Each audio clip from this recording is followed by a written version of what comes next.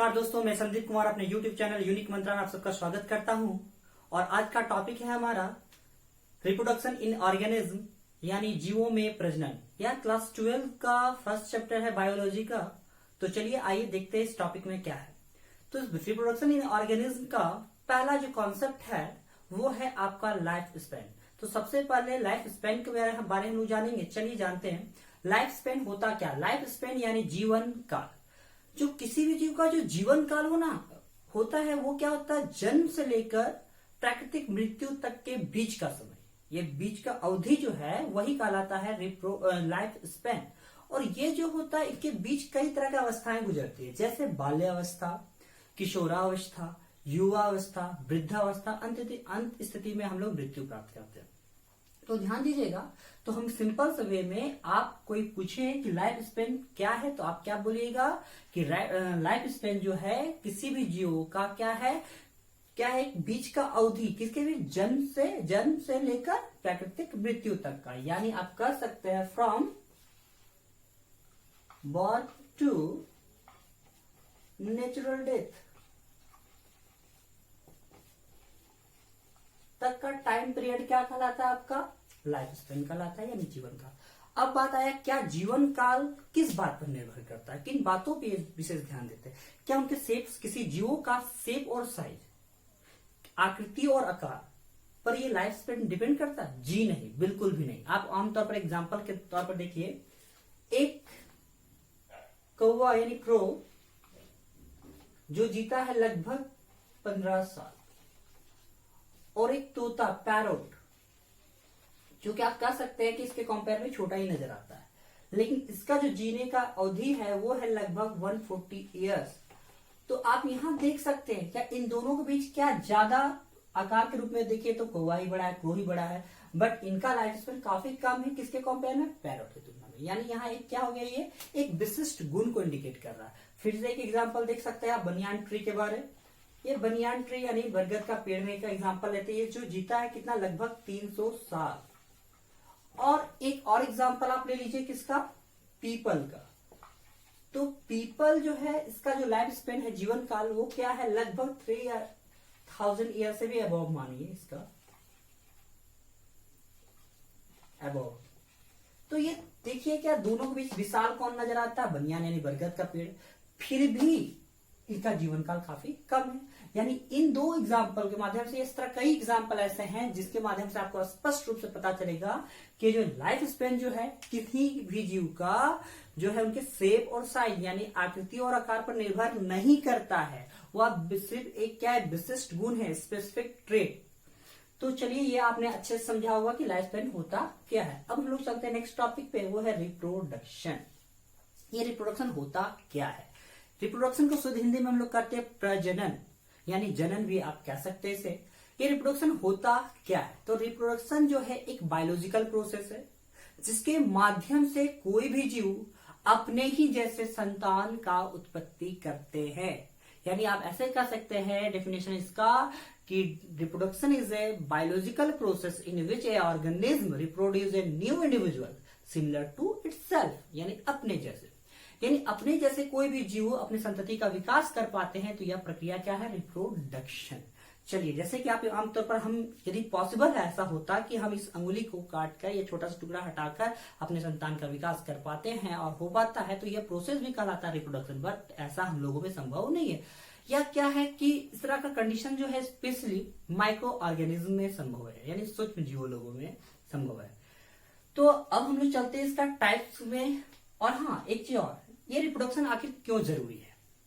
तो पहला इन बात पे आप देख सकते हैं नेसेसरी क्यों है कि इस पृथ्वी में अगर कोई भी जीव अपना अस्तित्व बनाए रखना चाहता है, एग्जिस्टेंस मेंटेन करना चाहता है, तो उसके लिए रिप्रोडक्शन काफी जरूरी है। क्योंकि सबका एक टाइम पीरियड होता है किसके बाद वो मृत्यु प्राप्त करता है। यदि वो रिप्रोडक्शन नहीं करेगा तो उसकी जाति का अस्तित्व बना कैसे रहेगा। दूसरा, कोई सी जाति का जीव यहाँ लाइफ भी बना रहे, उसके लिए रिप्रोडक्शन काफी जरूरी है। किसी यहाँ पर जीवन का अस्तित्व बना रहे, फिर क्या होता है, किसी भी जेनेटिक्स वेरिएशन, विविधता बना रहे, विविधता के लिए भी रिप्रोडक्शन काफी जरूरी है। विविधता नहीं होगी तो कोई भी जीवों के बीच संबंध स्थापित नहीं हो पाएगा। इसलिए रिप्रोडक्शन काफी जरूरी है। अब जानिए रिप्रोडक्शन का टाइप्स। रिप्रोडक्शन का टाइप्स क्या क्या है, तो यहां देखते हैं रिप्रोडक्शन का टाइप्स में हम लोग चलते हैं दो टाइप्स में। वो है पहला सेक्सुअल रिप्रोडक्शन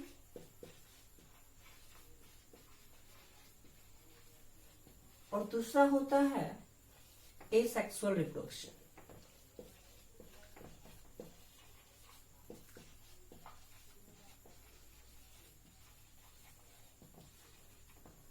सेक्सुअल रिप्रोडक्शन को हम लोग कहते हैं लैंगिक जनन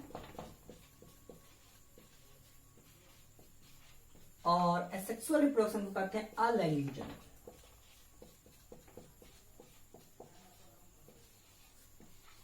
ये सबसे पहले हम लोग जानकारी लेते हैं अलैंगिक जनन यानी एसेक्सुअल रिप्रोडक्शन का। ये एसेक्सुअल रिप्रोडक्शन होता क्या है? तो एसेक्सुअल रिप्रोडक्शन भी है किसका? रिप्रोडक्शन का टाइप्स, जिसमें क्या होता है कोई एकल जीव यानी सिंगल पेरेंट के माध्यम से ही जीव का निर्माण होता है।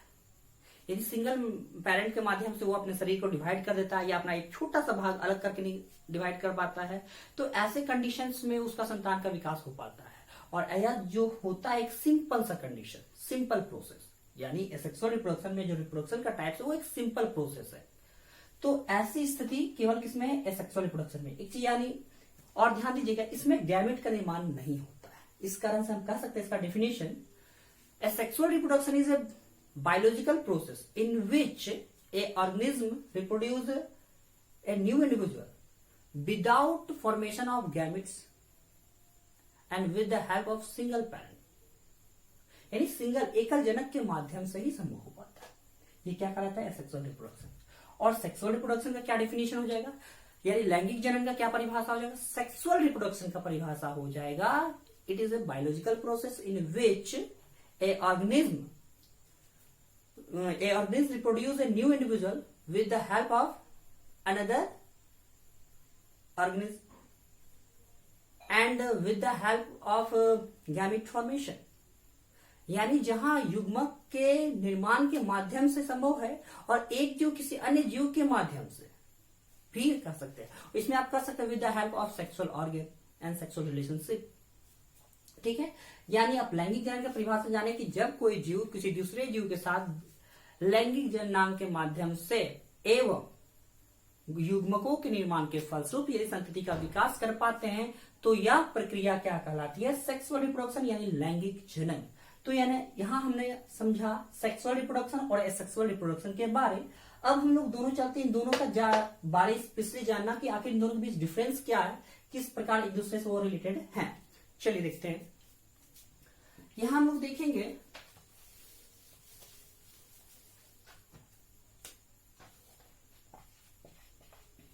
सेक्सुअल, इधर एसेक्सुअल में लिख देते हैं, यानी लैंगिक और अलैंगिक।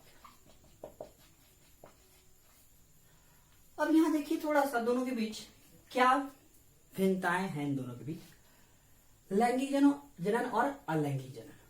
जो यहाँ गैमेट की बात आ रहा है, गैमेट से पहले हम लोग कुछ जानकारी लेते हैं क्रोमोसोम के बारे में, गुणसूत्र के बारे में। कोई भी जीवों का जो आकृति आकार है, शेप और साइज है, वो विशेषकर निर्भर करता है उनके गुणसूत्रों की संख्या में, यानी कोशिका में जो गुणसूत्रों की संख्या होती है, क्रोमोसोम का नंबर उस पर डिपेंड करता है। जैसे कि हमारे मनुष्य में जो है गुणसूत्रों की संख्या कितनी है? 23 जोड़े यानी 23 पेयर। यदि इसमें एक भी गुणसूत्र की संख्या घट जाए या बढ़ जाए तो उसके आकृति आकार में चेंजिंग हो जाएगी। इसी कारण से आप यहां देखिएगा थोड़ा सा लैंगिक जनन में यदि क्या होता है कि हम लोग दो जीवों के माध्यम से संतति का विकास होता है, एक मेल और दूसरा फीमेल, यानी यहाँ पर सिंपल सा कितने हेल्प होते हैं? 2 मेल और फीमेल का, है ना। और इसमें सिंगल पेरेंट का जरूरत पड़ेगा, है ना। ठीक है, और इसमें डबल। दूसरा डिफरेंस में आ जाता है, ये पहला पॉइंट, ये दूसरा पॉइंट में आ जाता है क्या कि लैंगिक जनन में क्या होता है? युग्मक निर्माण होता है, गैमेट फॉर्मेशन होता है। ये गैमेट फॉर्मेशन होता क्या ना, चलिए बताते हैं। गैमेट फॉर्मेशन को शुद्ध हिंदी में कहते हैं युग्मक जनन, और युग्मक होता क्या है, अक्सर लोग जान नहीं पाते कि युग्मक होता क्या है, रट लेते हैं। मैं बता रहा हूं इजी वे में। जो हमारी जनन कोशिका है ना, जैसे जनन कोशिका का विकास जो होता है वो जनन ग्रंथियों में होता है, यानी आप कह सकते हैं वैसा ग्लैंड्स जहां पर वैसे ग्लैंड्स जहां जो विशेषकर हम लोग जनन अंग कहलाते हैं। ठीक है, तो हम लोग जैसे कि हम लोग मनुष्यों में टेस्टिस होते हैं, मनुष्य मेल में, और फीमेल में ओवरी। तो क्या होता है कि उनमें जो उनकी जो कोशिकाएं होती है अपने रूप को क्या करती है, अगुणित रूप धारण करती है। जब हमारा जनन कोशिका जो है, जर्म सेल जो है, वो क्या करती, कौन सा रूप धारण करती है, हेप्लॉइड फॉर्म यानी अगुणित। अब ये अगुणित रूप कैसे धारण होगा, हाँ मैं बताता हूं। सबसे पहले क्या होता है कि जैसे कि हम लोग का 23 जोड़ा गुणसूत्र है, 23 पेयर, तो ये क्या करता है 23 पेयर्स में आधी कर लेती है गुणसूत्रों की संख्या। न्यू ऐसा सेल जिसमें 23 पेयर ना होकर ओनली 23 क्रोमोसोम रहे, तो ऐसा अपनी कोशिकाओं का आधा कर लिया गुणसूत्र, तो इस रूप को कहा जाएगा गैमेट। यानी ऐसा कोशिका जिसमें गुणसूत्र जो है अपने मातृ कोशिका यानी जिससे वो निर्माण हुआ है, उस मदर सेल से उसकी गुणसूत्रों की संख्या की आधी हो, उस सेल को कहा जाता है क्या, गैमेट यानी हैप्लॉइड फॉर्म। ये जो होता है जो डायप्लॉइड फॉर्म यानी द्विगुणित रूप कहलाता है, और ये कहलाता है अगुणित। आखिर ऐसा क्यों जरूरी है, युग्मक का निर्माण क्यों जरूरी है लैंगिक जनन में?